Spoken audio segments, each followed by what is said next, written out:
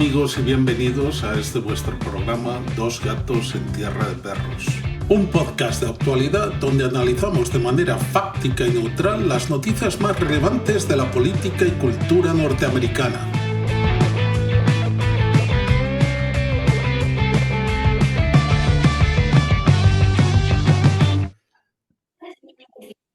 Hello, I'm Joe Magaja. Thank you, friends, for being with me for another episode of Dos Gatos en Tierra de Perros. Today I have with me Mr. Amir Taaki.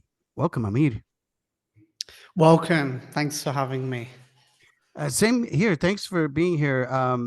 I know a lot of people have questions for you about Bitcoin and crypto, but I wanted to know, because I know you have spent some time in Syria, what your thoughts are about the recent regime change and what's going on out there, if you have any. I mean, this is like a game we could keep going back and back and back. You know, Syria's the most crazy war. I've been following it since 2014, 2013, and it is the most well-documented war in all of history. More than the Ukraine war, more than any war, because in Syria, all of the soldiers, everybody on the front lines, everywhere was always taking selfies and posting it on social media.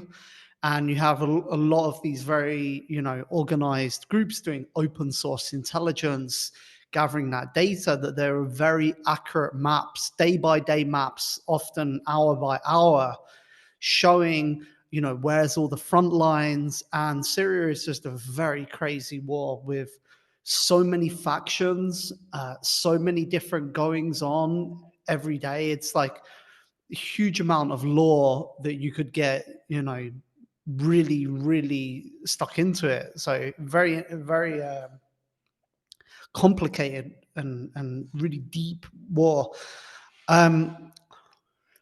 So just for people who don't know what's basically happened now, Syria was in a stalemate. So, there was the Syrian civil war a few years ago.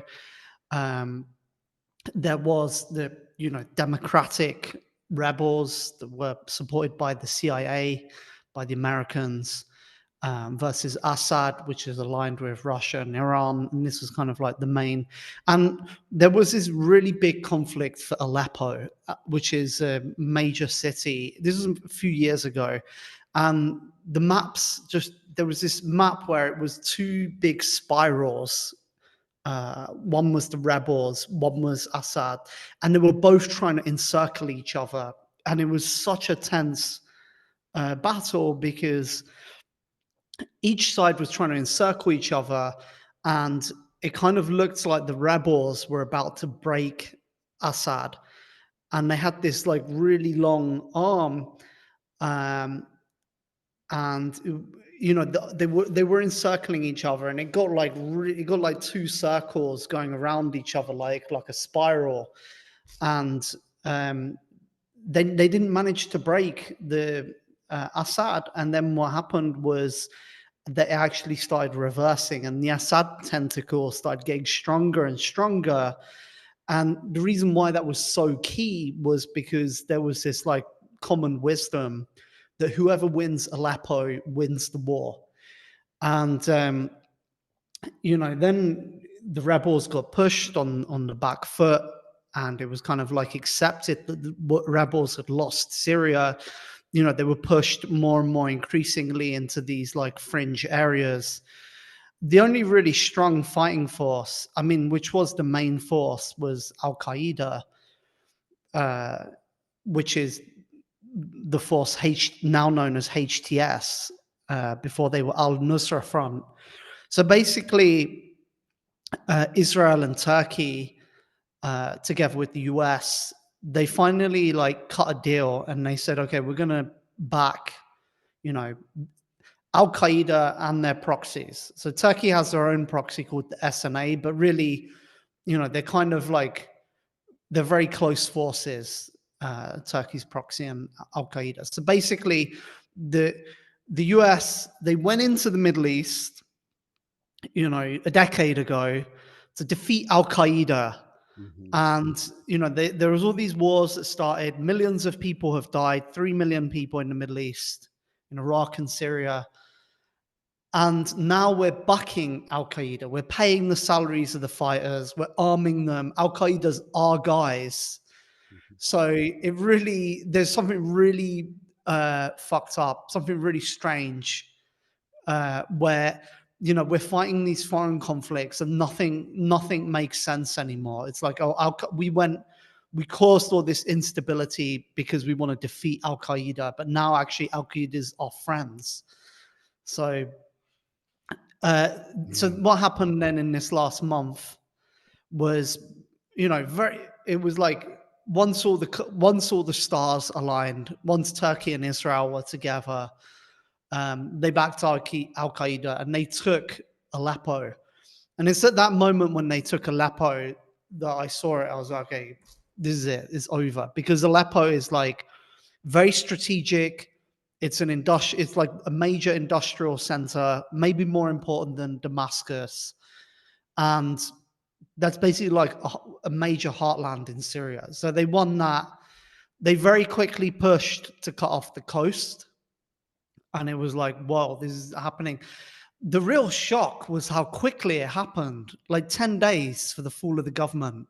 Yeah. But it was, I think Assad, basically, he realized once Aleppo fell, there's no chance at all to defend Syria. So he just got out, basically.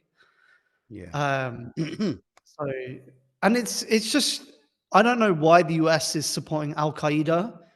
It seems like the West, in particular the US, used to have a huge amount of goodwill internationally. Every country wanted to be the US. The US was like the ideal of what countries aspire to be, the Western, values, etc.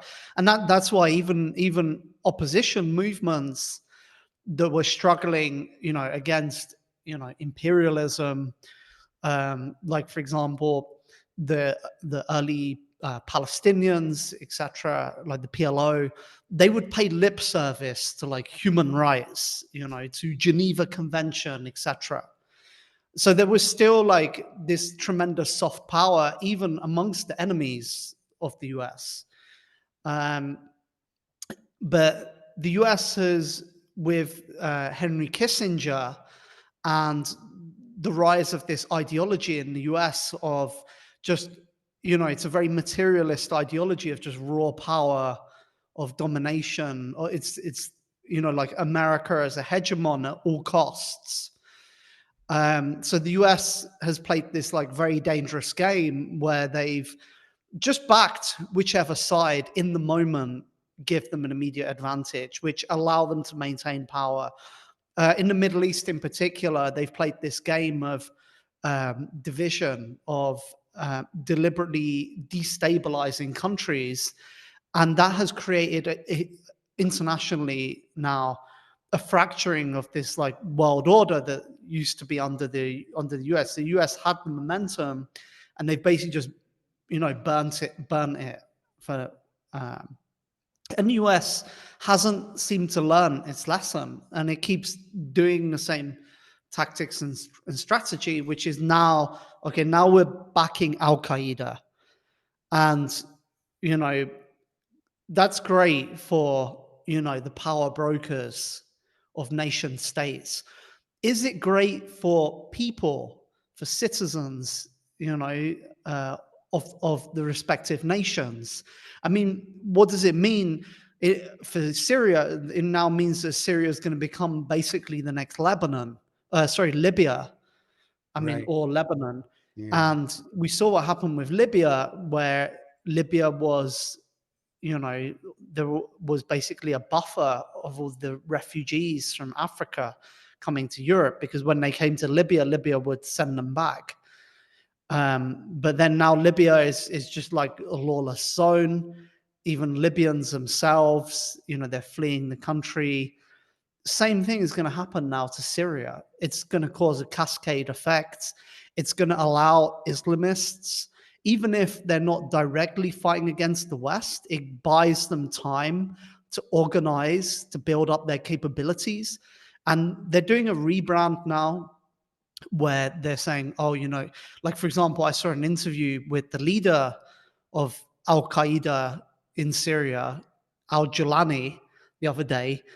And he had I think it was Al Jazeera, and it had in brackets, he/him. So now it's like, it's woke Qaeda, it's not Al Qaeda, it's woke Qaeda. That's like the So gays for Palestine thing. It's kind of crazy. I don't get it, yeah, we're LGBT now, Yeah. LGBT Al Qaeda. So they're doing a very conscious rebrand. There's all these memes like where people are like, "Oh, he's read this book, The Fall of Nations. He knows how to, play the game of politics." But they are Islamists. That's what they believe in. It doesn't matter like what they present as. There's a cadre at the core of it, and they have their Islamist agenda. And so, he's saying now as well, oh, we're friends with Israel. So Right. Yeah, I wonder if maybe there's a lot of talk here in the US about how the outgoing president, President Biden, is taking a lot of actions that seem to be kind of sabotaging the incoming administration, because the incoming administration of Trump, they're saying that they want to end the wars, etc. So, I mean, recently Biden authorized the Ukrainians to shoot missiles, long-range missiles into Russian territory. And now this, it seems like kind of pushing us closer to World War III as he's going out, sort of like, if you're getting kicked out of a party and before you leave, you throw a bomb or a smoke bomb or something just to make the party ruined. I don't know. It could be just supposition, but it could also be that the arms dealers who are and arms the industry is concerned because they're the ones that make all the money off of these wars. Wars are terrible for business as well as for people's lives. So I'm wondering if they seek out conflicts around the world that we can possibly get kind of ramp up to be able to make money off of in one way or another. I mean, that's what the CIA does. The CIA, they actually, the CIA does not operate under the normal bureaucracy of the government, under the normal system of laws that everybody else lives under. The CIA has its own network of, people around the world, their own personal connections with, powerful people in governments who, will give them a bank account, will provide them routes to get access to money or arms or goods, which, they keep that secret, because if the government finds out about it, then, those, kind of routes or pipelines that they have for supplies will get shut down. So, they're operating basically in a parallel world with impunity, and their whole objective is not to is not to further the American values or etc. It's literally to it's literally that they're in this game, they're in this mafia game where they're competing for turf, for resources, and they're doing it amongst each other even. So they're not even it's like the Western Empire is a sinking ship, and there are all these self-interested groups that, as the ship is going under, that they're stealing from the ship, or they're like enriching themselves as it's going under, and they're ready to bail, but they're also like robbing everything they can, stuffing their pockets before they jump off. whereas the rest of us are stuck in the ship and it's going under. We don't have a lifeboat, we don't have a way to get off. That's the situation of most of the people today, and that's where technologies like cryptocurrency and cryptography come in, and they provide us our own life raft to escape from that. Right. And yeah, I agree. And I've been noticing that in the West, in Europe, and in the United States, there's been this push to monitor people, to control people.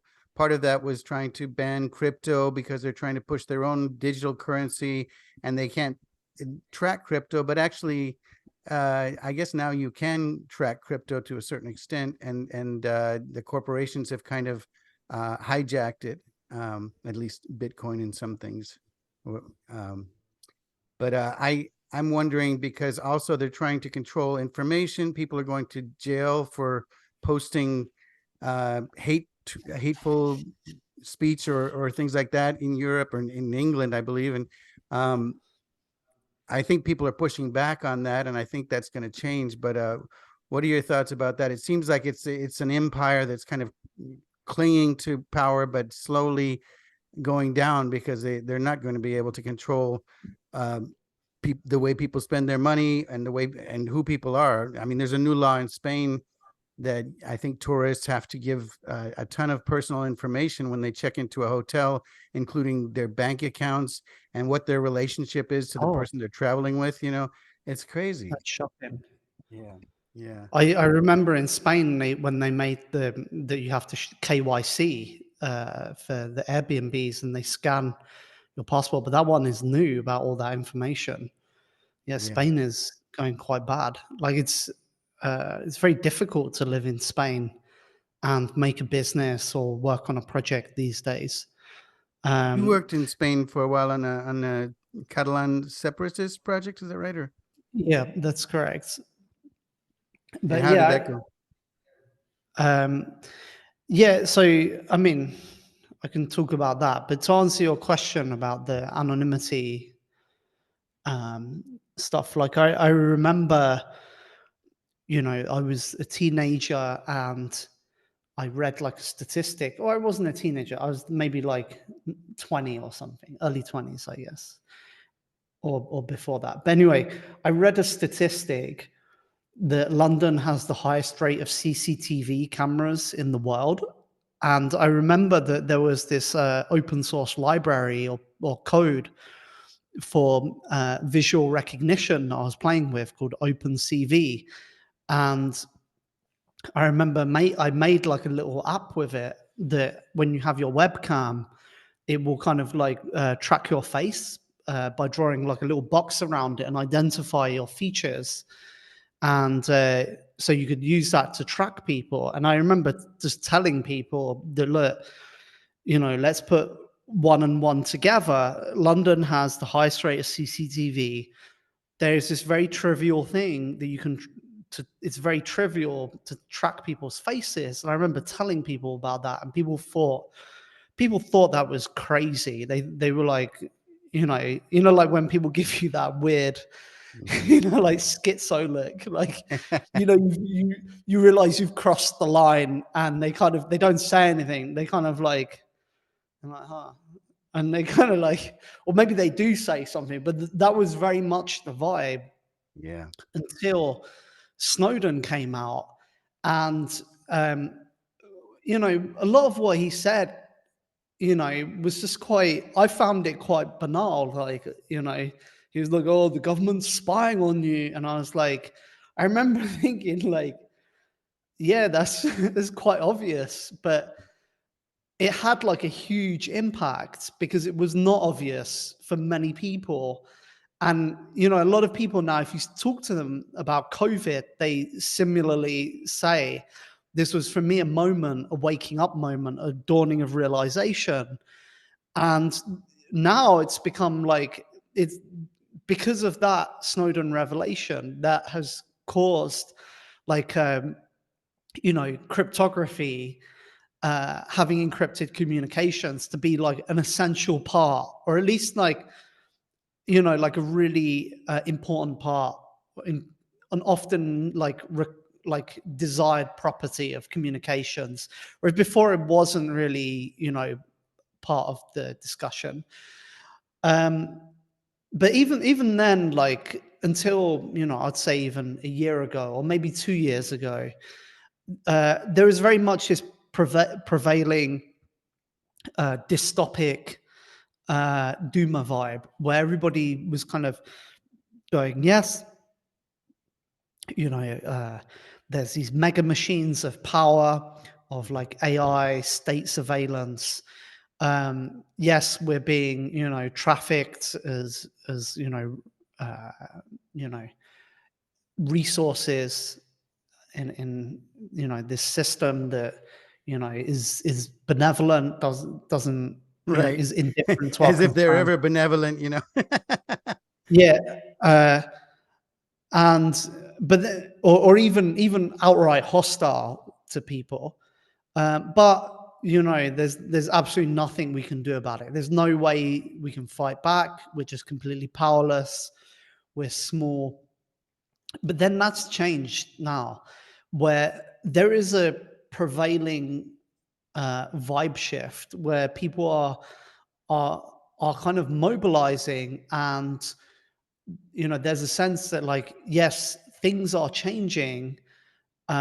We can change things, but so far, for people, it hasn't become clear yet, like how that change is going to happen, what that future is going to look like, and imaginary hasn't been configured. So that's like very important for us as well, because cryptocurrency as a space, which I'm working in cryptocurrency. I don't know if Yes. your show talks about cryptocurrency Yeah, much, we but do. I'm sorry. I threw out all these subjects that are outside of crypto, but I'm fascinated with crypto, and I know that you played a huge part in Bitcoin, and I've been watching other interviews of you, and that's why I kind of wanted to make it interesting for you talking about other things as well, because you talk about Bitcoin all the time. But thank you. oh Yeah, that's nice. My pleasure. My pleasure. I saw a debate yesterday on the Liberty Lockdown podcast between two gentlemen. I can't remember their names, but they were talking about how Bitcoin has kind of been hijacked by corporate interests, and a lot of the Satoshi's original dream has kind of been subverted, and now it's just going in a different direction. And I mean, if a government ends up buying up a bunch of Bitcoin, then they can actually have a lot of control over what the rest of us do with it, and how it's spent, how it's used, and maybe even in the monitoring of it, which ultimately seems to be what they want to do. Because like with the Roger Ver case, they're charging him with not paying taxes on cryptocurrency, on Bitcoin, when there wasn't really a law regarding that back when he renounced his citizenship, I think about 10 years ago, or when he left the country. And I think that's what they want to do with everyone, but they want to know what you're doing with your money. They want to monitor you. It's like we said about, the CC cameras. Now, when you go to the airport, they want you to take a picture of yourself. They have a camera there, and you can opt out of it, but you have to basically make a big stink to opt out of it. You can't just say no, press a button, opt out. You have to like talk to a supervisor or something, which is crazy, because they're going to have this database, which they already do, really. But a lot of crypto entrepreneurs are being debanked. They're having their bank accounts shut down, and there's this active push to shut down cryptocurrency. But I think it's going in the opposite direction with the shift in power. But I don't know what the future of Bitcoin holds. What do you see in the future? I think cryptocurrency has a big future, and I think Bitcoin was a big part of that. But does Bitcoin? Are you optimistic about it? So about Bitcoin, I don't really see much changing. I mean, if there was like a very motivated group of people and they're willing to engage in politics and they're willing to expend a huge amount of energy, it might be possible to reverse course for Bitcoin. Personally, I really don't have the energy. I've got like much better things I'd rather spend my time on than doing politics and bureaucracy. You know, I'm like a developer, I'm a cryptographer.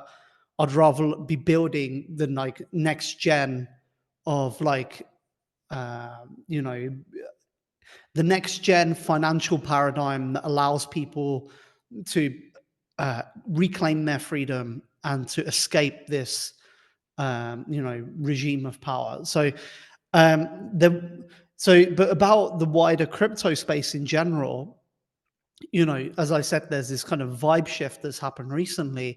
Back in 2013, you know, or 2012, you know, there were these ideals that drove Bitcoin forward about, you know, people reclaiming, you know, sovereignty, freedom, that kind of stuff. A lot of us thought that it was kind of an inevitability due to the like natural properties of cryptocurrency, and the consequence of that was that, you know, it created a kind of passivity where people, you know, they went and, you know, they were, you know, building wallets or they're working on projects, but we weren't like actively thinking, okay, how do we acquire wealth? How do we build, you know, organizations? And so that was kind of like a missed opportunity, and it left wide open a space where non-ideological actors came and occupied. Like, for example, we see with the VCs today. There is now opening like another window of opportunity. It's also similar what happened in the ICO boom where,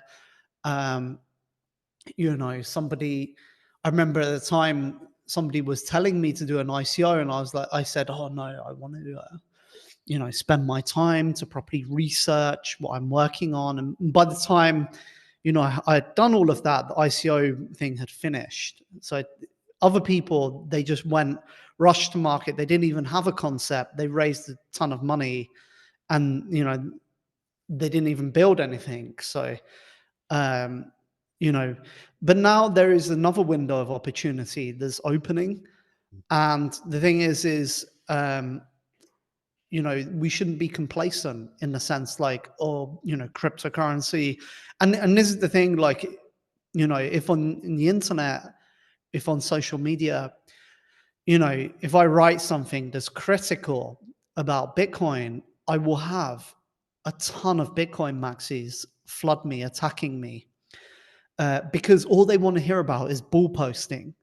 But bull posting does not allow us to become more effective in, you know, building the next gen financial paradigm. It's not just about trying to onboard people to the next big thing so that your bags pump. It's about actually building something that's better, that give people their sovereignty. We've now as well, it's with some irony that I see Bitcoin people who, you know, before were like, oh no, the rest, all that other stuff is shit coins. Oh, no, just buy Bitcoin. But now they're like, turn around and now they're like, oh, you should buy a MSTR MicroStrategy stock. So they've become like, they're like, oh, shit coins are bad, but you should buy this government, you know. Yeah, they're just like stockbrokers, or, you know, they're just playing. They don't really have an ideology behind it besides making money. And it's also all about teams, you know, so which you have to, when you're trying to create a movement that goes beyond just a financial currency, it's and it has an ideology behind it, then you can't just always cheerlead either. You have to look at your own flaws and try to perfect the system, try to perfect the way that you guide it. So yeah, I think it's interesting, but it kind of is a sign of the times, you know. Sooner or later, great ideas end up being taken over by mediocre minds who are basically executives who just want to use it for their own purposes, which is sad, but it's kind of the way it is. We want to build something better, and I don't think people realize how much the technology has advanced in cryptography in general. And we should be exploring that. We should be, building things that are useful for people.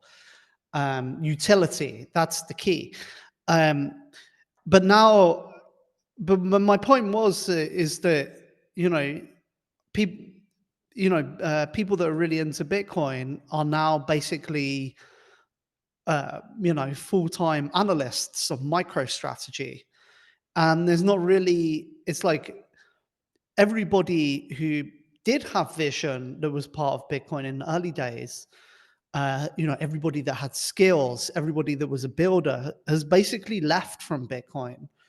And what's left behind are just kind of the weak people, the people that, they don't really have much like ambition. I mean, if you're a cryptographer and you come up with some new scaling technology, there's no way for you to apply that in Bitcoin. So what do? You go outside of Bitcoin. So that's and who's left behind? Bureaucrats, managers, people that are able to spend all their time on a mailing list in a discussing minutia, the color of the fence. Like, oh, we're building there's a fence. Oh, what color should we paint it? And just discussing endlessly, and is pointless. And that's what I meant when you said, is there a future for Bitcoin? Well, the technology problems have been solved. So it's not, for example, you say, oh, layer twos. There's a way to bring layer twos. There's already a bunch of proposals in Bitcoin for that. Privacy, there are very strong. The privacy thing, as far as I'm concerned, is a solved problem. The best one I think out there is full chain memberships on Monero. They could literally just integrate that code very easily, but there's not a strong willpower to do that. And there is a very strong group of people, a clique that has a chokehold on what Bitcoin is.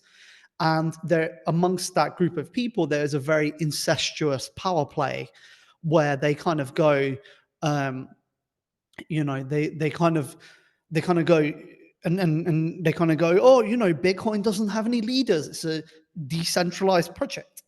It's leaderless. Look, let's be real. Any project that is being built by people is always going to have some people who are more charismatic, some people who are more influential, some people who have more skills, they're smarter, etc. There's always going to be leaders there. And those leaders are going to organize amongst each other. You're trying to get something done and, there's all this noise everywhere. So, what do you do? You arrange it between you and this other guy directly. That's what's happening in Bitcoin. And the problem is in Bitcoin, because there's no concept of governance, you've basically got this community of people that have been sold this lie, basically, which is that, Bitcoin's decentralized, etc. We all have a say. You don't have a say in the future of Bitcoin. It is a small group of people who really decides what happens in Bitcoin. Power brokers, shadow governance. This stuff has been known in technology for a long time. That's why we have standards organizations. And that's why standards organizations write a spec that says, for example, I don't know, C++, a programming language, or I don't know, the web. I mean, the web's not a great example, but, there is the Firefox implementation of the web, and there's the Google Chrome implementation. So, the web, they make the standards and the different teams go and implement it. But you see, when there is one project, one GitHub And, you can't gain access to that GitHub because it's extremely political. If you have a different idea of how Bitcoin should look, how the code should look, you won't get access to that team. How are you going to get access to that team? You have to be a cog in the machine. You have to be a useful tool for the people that run that project. But those same people that run the project decide what Bitcoin is. So it's not a free market. It's not a free market where multiple teams compete together. It's literally a monopoly under control of Bitcoin Core and Blockstream. So that's why Bitcoin has become corrupted. And worse yet, the people that sit at the top of that project, the gatekeepers, they have done jack shit for over a decade. They're incompetent. And they're masking their incompetence with this lie that Bitcoin is decentralized, and people buy it up. So I really don't have the time or the energy to go to war with these guys and spend my time, trying to argue the points publicly, take them down. It would just be a waste of my life. I've got better things to do with my life. Like there's like a mantra, which is cypherpunks write code, What that means is, like when an organization reaches a certain size, it has its own logic. It operates according to its own logic. It's very difficult to steer that logic. You have to go around and you have to convince everyone this is the right way. This is what people mean when they say exit over voice. It means instead of trying to convince people your opinion's the right one, just show them. Just demonstrate that you built something that's better. And I tried in 2018, 2017. I went to the Bitcoin community, and I was going to conferences, and I was saying to people, we need to change how we're doing Bitcoin. And I saw that the community then was captured by influencers.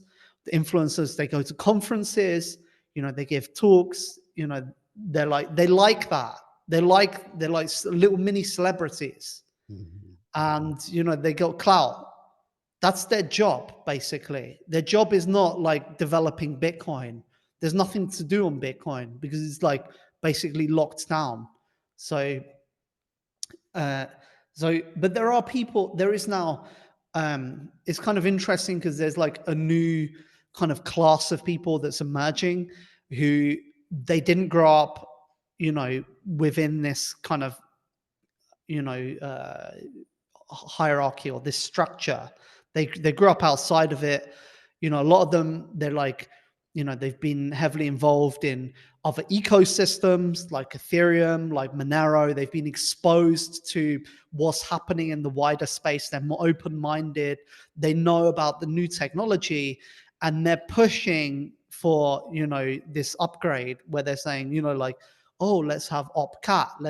And it's like, okay, well, years ago there was a coup, and that coup really, like, really what it was about was getting rid of the Bitcoin Foundation. It was a coup. It wasn't about technology. That was like a side issue. It was just like an excuse.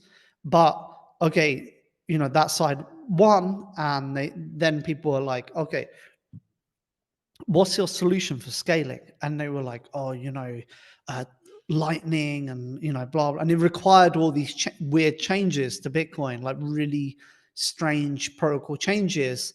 So now people are kind of going, okay, well, you had your like technology project, you've done Taproot and Lightning and SegWit, etc. Why can't we have one of these opcodes? And it's a very simple upgrade, more simpler than those other upgrades, but it enables us to build L2s on Bitcoin. And those L2s can have, smart contracts or, privacy, anonymity, etc. Why can't we have that? And so they're pushing for that. And it's very hard for those people, to kind of justify why not to allow that. But they're going to try, and they are trying. They already saw it now where they're like, oh, these L2s, they're just, for shitcoinery and, NFT ordinal garbage. like conservative, but actually they're really useful because now it could bring back a lot of developers to Bitcoin. If the L2 thing takes off and is successful, even we might, like DarkFi, our project might become a Bitcoin L2. We're like, oh, why not? Like, it's just, let's add it as an L2. But we're more like, let's wait and see what happens. I'm not going to actively fight for it. I'll let other people do that work, but let's see. So that is something that could save Bitcoin. If, you've got like and when I talk about L2s, I'm not talking about something that's trusted, like you send it to a multi-sig and they hold the money.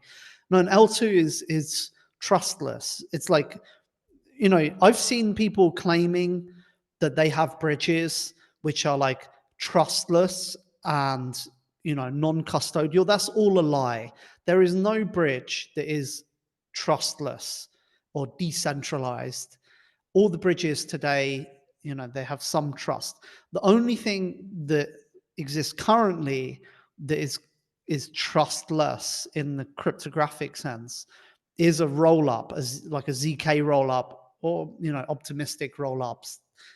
And the ZK roll-ups are the most interesting. So a ZK roll-up on Bitcoin is permissionless. So anybody could decide, I want to build, a system that looks like this, and it will allow people to put native Bitcoin on that side chain, and it's the same Bitcoin, and they can take the Bitcoin off, but it's not, it's not held by anybody. It's like a protocol thing, like the same on Bitcoin that's held by the blockchain.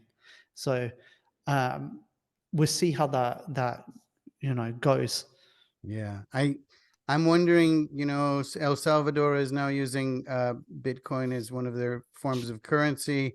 And I'm wondering, well, of course, El Salvador is a tiny country. It's about the same size as New Jersey or Israel. So it's easier to make a sweeping change like that than in a massive country like the United States or Russia or something.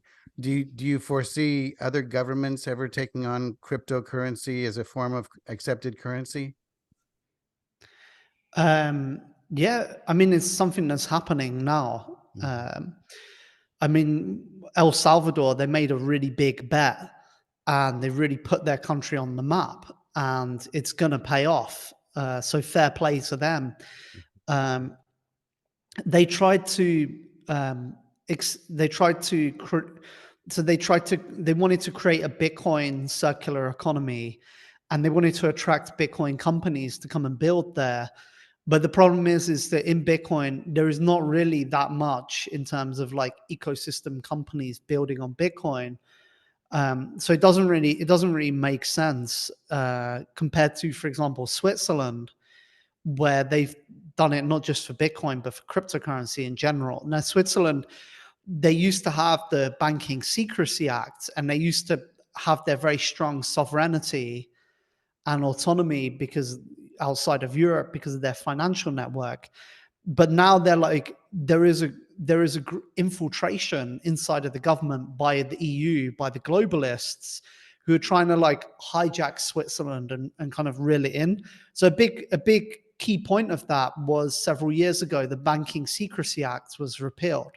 And there are a lot of, there's still in Switzerland a very big kind of patriotic segment of society who recognize what's happening, and some of those people see that cryptocurrency is a way for Switzerland to perpetuate its financial sovereignty, and by extension its prosperity as well, which is why, I mean, Switzerland's really, there's nothing here. It's like landlocked, it's in the mountains, they've got skiing and guns and direct democracy. But really the reason why they're wealthy is because it's got this financial system which is beyond reproach, or at least has its sovereignty. Now, the repeal of the Banking Secrecy Act, what it meant before was that anybody could open a Swiss bank account anywhere in the world, and no foreign government would be able to take a look into that. But the US basically forced Switzerland to kneel before its global network, and and so Switzerland complied, and a lot of people, it was kind of like a drop the mic moment, where now Switzerland, every year they give lists to all the respective countries of all the foreign bank accounts of their citizens, and how much they're holding. So it doesn't really exist anymore. So Switzerland, they kind of then tried to pivot now by kind of going, oh well, Switzerland, the franc, it's stable, it's a safe place to hold your money. But then they had a big bank, I think it was Credit Suisse recently, that they went under. So it's not really a stable jurisdiction either. So, they have to find a way to maintain their prosperity, their prosperity. Cryptocurrency with OCP, the SEC Operation Choke Point, the SEC action. They have been going after people very publicly. Like, they have been putting people in jail. They've been putting developers in jail. They've been targeting two different classes of developers. The first is stable coins. So it turns out that, the main power that the US has is the ability to control the supply of US dollars. And they do not like that, there's a new group of people and they can issue their own dollars. We're issuing cryptocurrency people, we're issuing our own dollars, they don't like that. The second thing they don't like is anonymity software. And in particular, anonymity software that is easy to use or has good usability.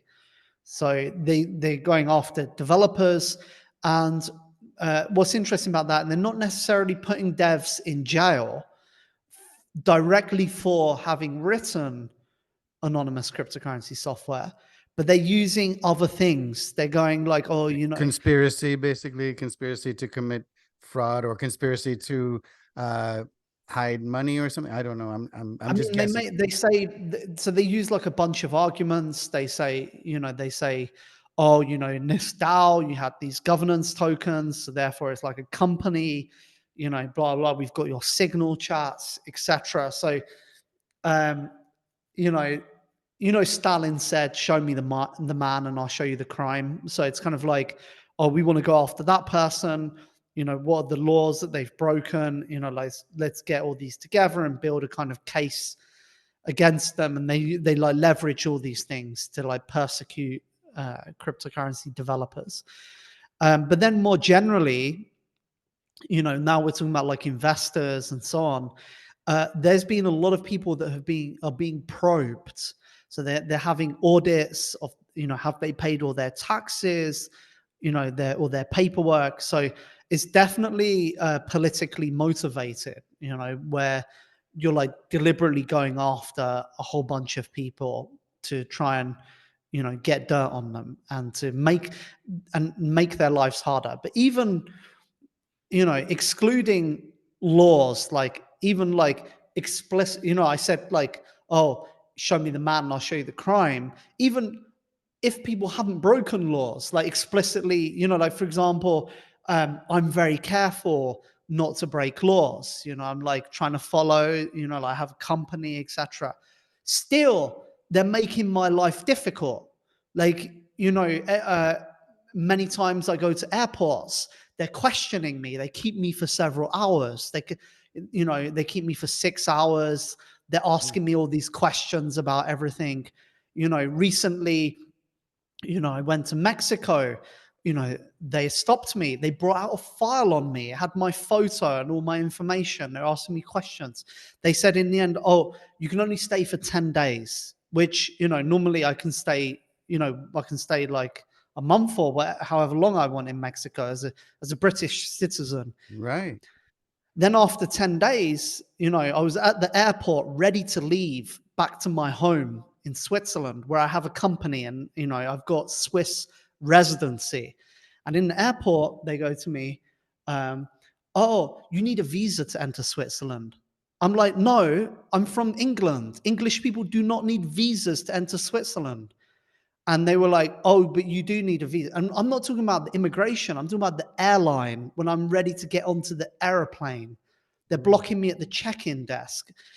Every time they scan my passport, it beeps and it doesn't scan. And they keep scanning it. And then they're like, oh, and then they were like, then they, in the end, they would not let me onto the airplane. And I was calling with my lawyers. And what I had to do is I had to draft a letter from my Swiss company making a formal invitation to invite me to Switzerland, to where I'm resident. That's crazy. And then I was talking with my lawyers and they rung up the Swiss government, and eventually they relented and let me on the airplane. But like, that's so crazy. Like, you can't, I'm English. English people do not need a visa to enter Switzerland. Even, ignoring that, I have residency in Switzerland. So what's that about? Yeah. And another in Japan, I got detained in the airport. And again, they were questioning me a long time. And I kept asking. Do they take your phone and your electronic devices when they question you as well? Sometimes. They do in England. But anyway, in Japan, they were, and I always ask them, I'm like, is there something on my file? Can you tell me, like, why is this happening? Like, what's this to do with? Have I done something, etc.? They always, they give some excuse. They're like, oh, please wait. It's routine, etc. In Japan, after I was leaving, the guy said to me, he goes, this didn't come from our department. It was an order that came from higher up. So there is somewhere I'm on a list for some reason. So, and recently I said this to people and people were like, yes, because you're like talking about overthrowing the government. But this is my free speech. I can say whatever the fuck I want. Yes, absolutely. Yeah. You can't tell me what I can and can't say. And so this is what people think, we live in free speech. But they're actually targeting people. They're making people's lives difficult. They shut down people's bank accounts. I find it difficult to get a bank account. I have to use all these like shady banks like Revolut or, TransferWise, etc. I can't get a normal, we can't get a normal bank account for our company, etc. That's blatantly political. Yeah. And not only that, going to crypto conferences and having encounters with blatant agents that come up to you, and they're just obviously agents, like by the way, the questions they ask and the way that they act, It's crazy. Well, you know that Richard Medhurst, do you know who he is? He's a journalist in England, and he had that happen to him after coming back from the Middle East. So he's half Arabic, and he covered a lot of conflicts in the Middle East, and he came back and they held him for I think 6 hours as well, in a cell in his underwear, and they took all his electronic devices, and basically when they do that, of course they. Which country? The UK. Yeah. Oh, that's normal. My girlfriend went to the UK. She got strip searched. It's crazy. Yeah. But the UK is the worst. Like they make it so difficult for me that now I just avoid going to the UK. Because they take all my electronics, they detain me a long ass time, they really hassle me. They do these interviews where I'm not allowed to refuse to answer. I have to answer every question. I have to answer it truthfully. And if I don't, I've broken the law. Can you ask for a lawyer? Can you request a lawyer or Yeah, but I do. But the lawyer just says I have to answer the questions. There's nothing to do about it. So, I hear these stories about the UK from people that, I was once stopped I was like, That's normal. Like if I go to the UK now, that will happen to me. But it doesn't happen in Europe to me. But it is, I have noticed recently that it's starting to spread more. There's something going on, like something really fishy going on. Yeah. Well, if you look at the Assange case, they diverted his plane, and there was all kinds of efforts to try and capture him before he had even been charged with any crime. And of course Snowden has been in Russia for a long time. I don't know if he's going to eventually receive a pardon, but even if he does, I don't know if he's going to want to come back here. I actually got stopped in the UK back in '85 before you were born, I think. I was coming back from Israel. I'd been in Israel for a year on a work study program, and I went through Spain, which is where I was born, and took a bus and then a ferry at the time because they didn't have the channel. And in Dover, they stopped me, and they said, well, you have an Irish last name. You were born in Spain, which has the Basque terrorists, and you just come from Israel for a year, which is also a high terrorist country. And they said, I need you to explain to me all this. So I had to tell them my whole life story like 3 times. And they said, well, it doesn't make sense. And I was like, what's the problem? I'm 19 years old. They finally let me go, but they did the same thing as they did to you in Mexico. They said, okay, well, we'll let you go, but you have to promise to leave the country. I think they gave me 16 days, and I already had a flight out within a week, so it was all right. But still, and that was pre 9/11. That was way back in the 80s. But then, of course, it's gotten much worse now. Where like they say, when they take your rights away, they rarely give them back. Now, I mean, we had one person who had a shoe bomb and that they tried to blow up and didn't even work. And now everybody has to take off their shoes at the airport. There used to be all these movies of people, romantic movies, where the guy would run and chase the girl to tell her he loved her in line. You can't do that now because you can't get past security. It's a different world, and they're locking us down more and more, where they survey us, their surveillance state. It seems like it's crazy.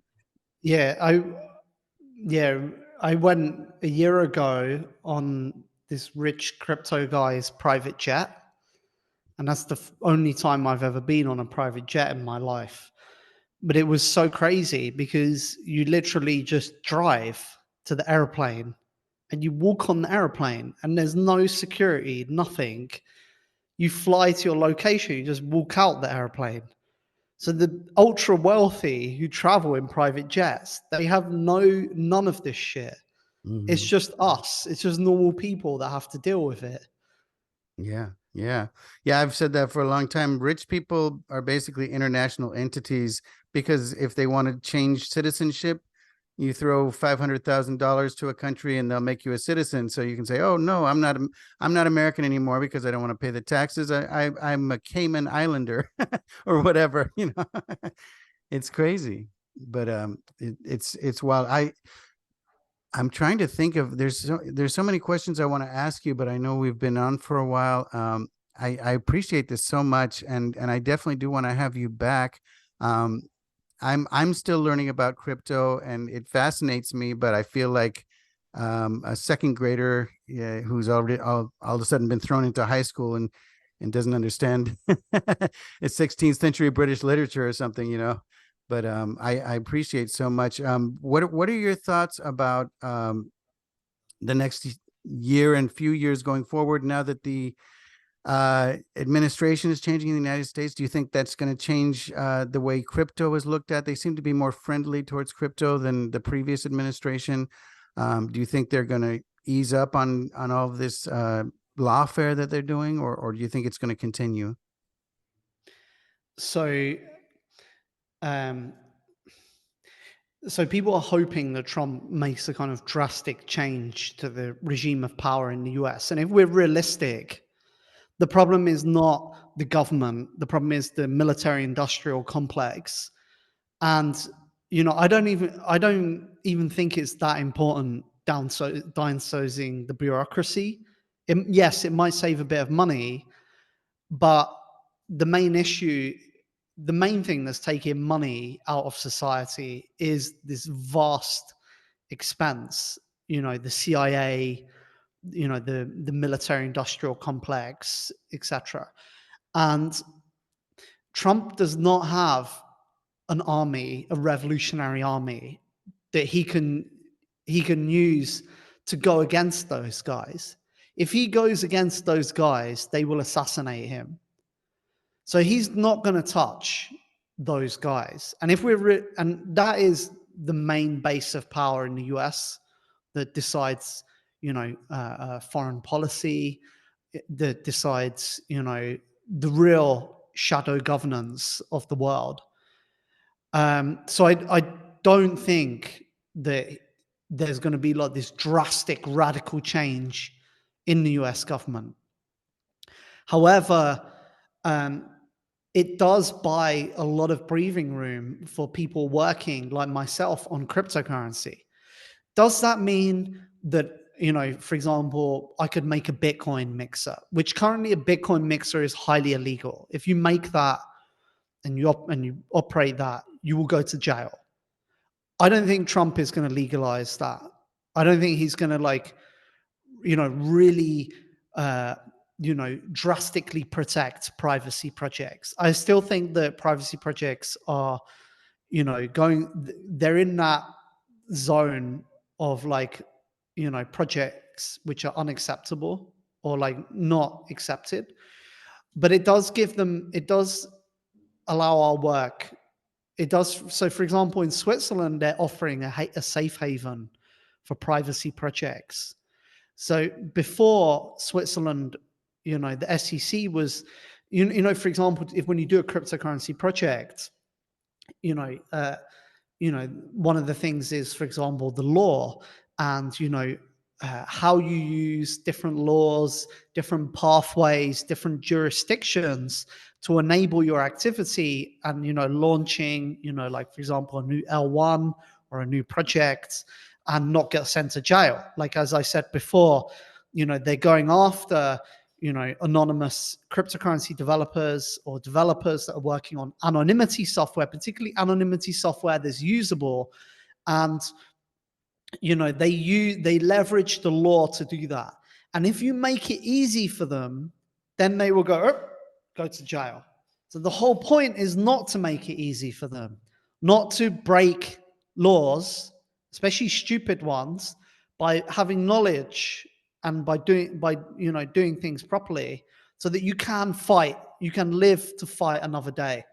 So for a long time, SEC has been going after those jurisdictions, going after those methods that are used to allow projects to prosper and to fight for the agorist, financial future, etc.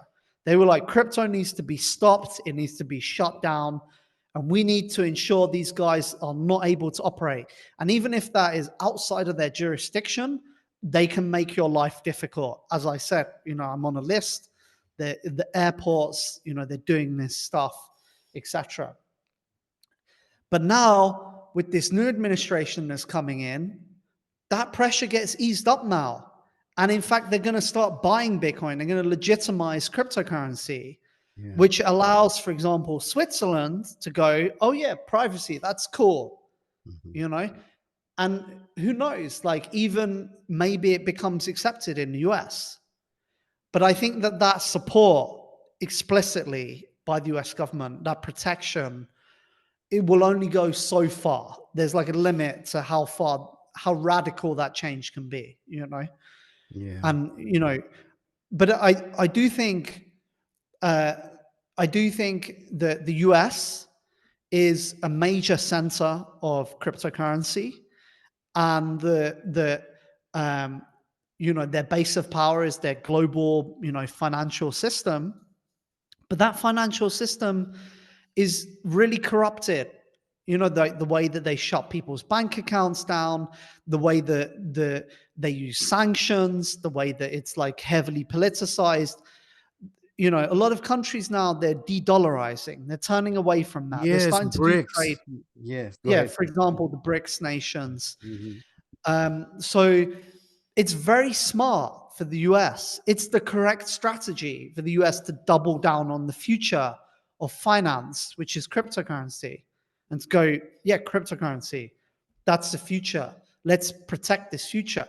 It's not good for the central bank. It's not good for the bankers. It's not good for the people that are in charge of this, hegemon, deep state financial network, etc. It's good for this new emerging class of people. So this is, it's actually also very good for US power. So I think it's smart from a policy perspective. Yeah, I agree. And I think that I see a lot of parallels between these times and kind of the 1930s, when there was a big pull between the left and the right, and there was a big pull between authoritarian groups and also people that were actually finally willing to stand up against power, sometimes in crazy ways, like the guy recently in New York who shot the CEO of the healthcare company, things like that. I don't think that that's the way to go. I think that violence ultimately creates more violence, and that if somebody tries to take over something in a violent way, then probably they're going to just end up being the next dictator. But at the same time, I think that people are kind of tired of having to have every aspect of their life controlled by the state, and they see that where it's going, and like you said, they can freeze your bank account, they can lock you out of it, they can do so many things, and clearly there are people that have used cryptocurrency. There have been scams with cryptocurrency, and the government always uses the excuse that they want to monitor you because of crime. I mean, they did that going back to the 80s or before with the war on drugs. If you deposited more than $10,000 in your account, then they would monitor you because they suspected you of doing drugs. But and that's kind of what happened with the Silk Road. Hopefully Ross Ulbricht is going to be released. That was a promise that Trump made, that he'll be released on day one. There are others that are facing prison, like Roger Ver. I don't know what's going to happen with that. What are your thoughts on that case? I mean, as I said,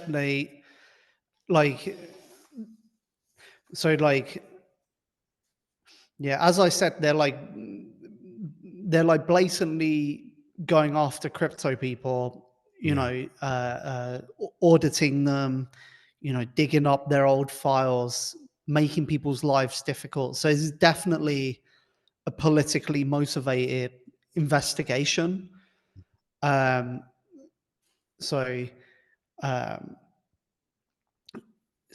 yeah.